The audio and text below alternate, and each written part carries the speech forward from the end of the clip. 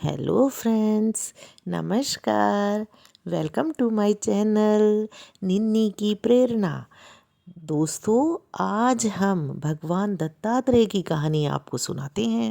भगवान दत्तात्रेय ने घोर साधना और तपस्या मात्र 16 साल की उम्र में ही उन्होंने भक्ति की पराकाष्ठा पार कर दी। और उस समय जब भगवान दत्तात्रेय जी के समय अवध में राजा मूढ़ मांधाता राज्य करते थे। वे काली माता के उपासक थे। एक रात में सपने में राजा को काली माता के दर्शन हुए और माता जी ने राजा से कहा, बलिदान। माता जी के कहने का लक्ष्य था, अपने अहंकार का बलिदान कर मेरी भक्ति प्राप्त कर। परंतु राजा उस लक्ष्य पर नहीं पहुँचे। उन्होंने उस चीज़ को नहीं समझा। उस राजा ने जाकर निश्चय किया कि काली जी की मूर्ति के सामने एक आदमी का बलिदान देना चाहिए। राजा ने काली जी के सपने को कुछ इस तरीके से देखा तो राजा को भय और चिंता से रात भर नींद नहीं आई। प्रातः मंत्री को ताकीद कर दी कि राज्य भर में ये मुनादी करवा दो कि जो आदमी काली माता का बलिदान के लिए तैयार होगा उसके घर वालों को राजा 1 लाख रुपए देगा। इस पवित्र काम के लिए किसी नवयुवक को अग्रसर होना चाहिए। इस नोटिस को साल भर हो गया, कोई भी तैयार नहीं हुआ। एक दिन राजा ने फिर वही सपना देखा और उसमें काली जी ने कहा, बलिदान। अब की बार राजा ने ऐलान कराया कि अगर कोई नवयुवक अपनी जान की मिथ्या लालसा नहीं छोड़ सकता तो ना सही, परंतु एक मानव बलि देना राजा प्रजा के हित के लिए जरूरी नजर आ रहा राजा को। अगर कोई किसी बूढ़े, अंधे या पागल को इस पवित्र काम के लिए राजी कर लेगा तो वह 1 लाख रुपया पुरस्कार पाएगा। इस प्रकार राजा का दूसरा विज्ञापन को भी 1 साल हो गया। बहुत से बूढ़ों को उनके घर वालों ने कहा कि आखिर 1 साल में स्वयं ही मर जाओगे, क्यों ना घर वालों को 1 लाख दे करके मरो। परंतु अपने हाथ अपनी मौत बुलाने पर कोई राजी ना हुआ। एक रात राजा ने फिर वही सपना देखा और फिर वही हुक्म सुना। राजा बहुत घबराने लगा। राजा ने निश्चय किया कि अब खुद उसे किसी आदमी की खोज करनी चाहिए। शिकार खेलने के बहाने राजा दिन दिन भर इधर उधर घूमने लगा। 7वें दिन एक जंगल में एक आम के वृक्ष के नीचे राजा ने भक्त दत्तात्रेय जी को चुपचाप बैठे देखा। राजा ने सोचा, जैसा भी हो इसे ले चलना चाहिए। झूठ बोल लूँगा, जालसाजी कर लूँगा, लेकिन इस लड़के का बलिदान जरूर दूंगा। राजा के लिए दफ़ा 420 है ही नहीं। मालूम होता है कि यह लड़का किसी बात पर माता पिता से रूठ कर यहाँ आ बैठा है। 50 रुपये मासिक की नौकरी का लोभ ही इसे मेरे महल तक पहुँचाने का साहस रखता है। तो सत्य युग में भी कलयुग रहता है और कलयुग में भी सतयुग रहता है। चारों में चारों हैं। भक्त के पास राजा ने घोड़ा खड़ा कर दिया और उस भक्त से बातचीत शुरू की। राजा ने उस भक्त से पूछा कि तुम कहाँ रहते हो? तो भक्त ने उत्तर दिया, शिव ही सब है। राजा ने पूछा उस भक्त से, मैं पूछता हूँ कि तुम किस गांव में रहते हो? तो भक्त ने कहा, महावीर सा वीर महावीर ही है। तो राजा ने फिर उस भक्त से पूछा, तुम्हारा नाम क्या है? तो भक्त ने उत्तर दिया, अंतिम गुरु 2 है, एक कच्चा बाबा, एक सच्चा बाबा। राजा, मैं पूछता हूँ कि तुम्हारा क्या नाम है? थोड़ा गुस्से में पूछा। तो भक्त ने आंसर दिया, जो सत्य होगा वही सुंदर होगा और वही शिव होगा। राजा सोचने लगा, मैं खेत की कहता हूँ और यह खलियान की सुनता है। मैं पटने जाता हूँ तो ये आगरा जाता है, वजह आखिर क्या है? यह खूबसूरत लड़का जो एक गरीब राजकुमार की तरह बैठा है, अंट की शंट क्यों बकता है? क्या सनकी है? पागल तो नहीं है? ये हो गया भय से भेद खुलता है। तो राजा ने फिर भक्त से पूछा, तुम चोरी करके भागे हो?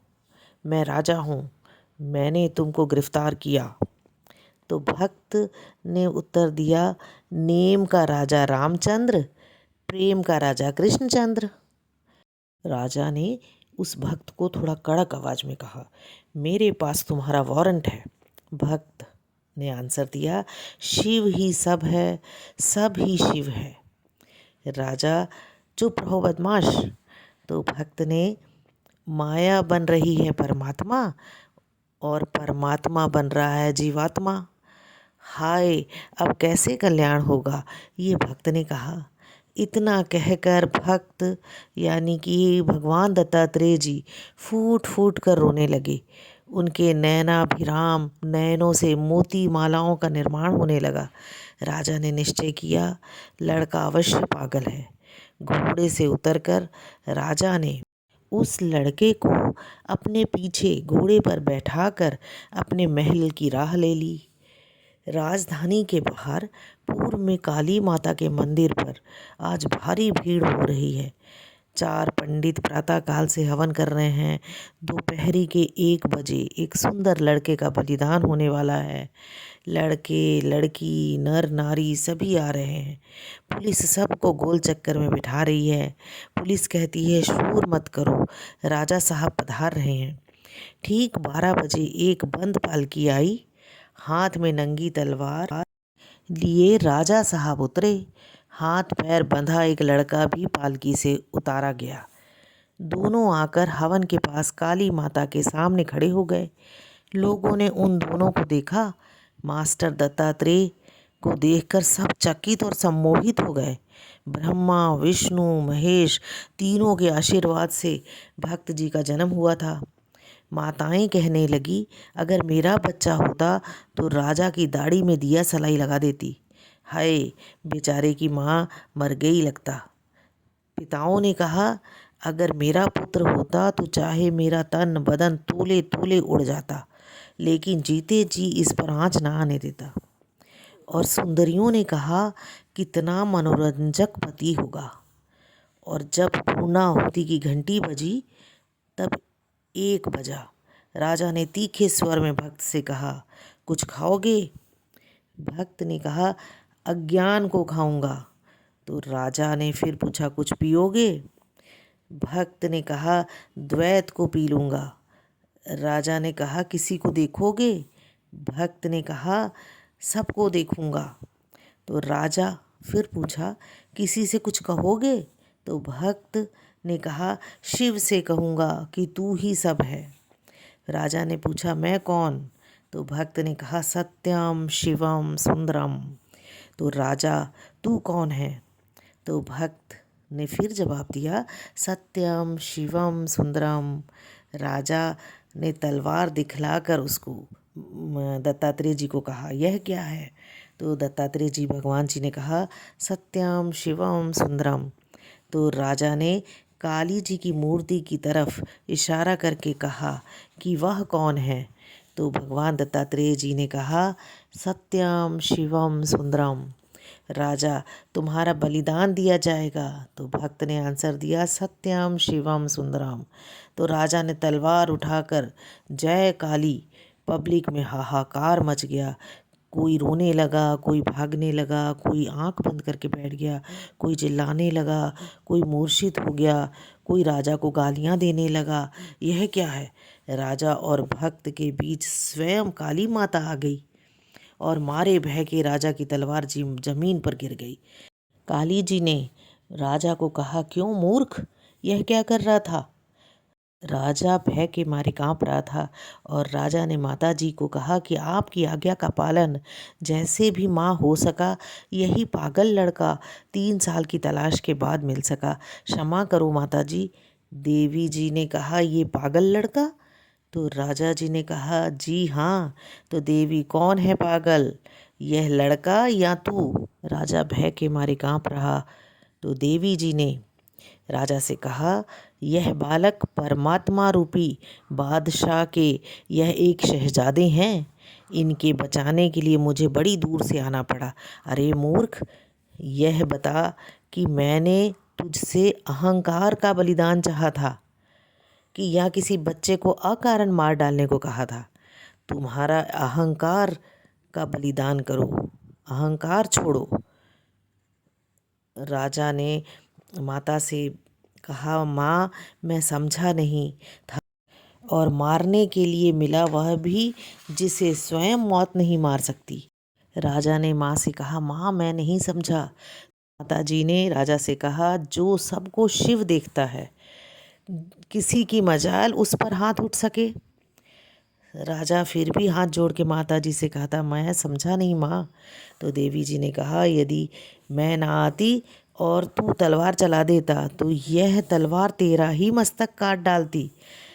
राजा समझा नहीं माता। तो देवी ने फिर राजा को समझाया, राजा तू नहीं पहचानता कि यही महात्मा दत्तात्रेय हैं, जिनको भगवान और जगत गुरु जैसे दो पद प्राप्त हैं। राजा ने कहा, माँ समझ गया मैं। देवी जी ने राजा को आज्ञा दी कि भगवान दत्तात्रेय जी के चरण कमल पर अपना सिर रख दो। आज से इनको अपना गुरु मानना और इनके उपदेश से जीवन का संचालन करना। राजा ने भक्त दत्तात्रेय जी के चरण पकड़कर क्षमा मांगी, और क्षमा करो क्षमा निधान। और इतने में देवी जी अंतर्ध्यान हो गई। भगवान दत्तात्रेय जी ने राजा को क्षमा किया और उन्हें गले से लगा लिया। और पहले तो प्रजा दुख से आंसू बहा रही थी, अब सुख से आंसू बहाने लगी। दत्तात्रेय भगवान जी की जय। भगवान दत्तात्रेय जी की कहानी आपको कैसी लगी, मुझे मेरे कमेंट बॉक्स में लिख के बताइएगा। अगर मेरा चैनल पहली बार देख रहे हैं तो मेरे चैनल को सब्सक्राइब करिए, इस कहानी को लाइक करिए और अपने दोस्तों में भी शेयर कीजिए। मैं बहुत अच्छी अच्छी जानकारी आपके पास लेकर आती रहूँगी। आपका जीवन सुखी और समृद्धशाली बना रहे।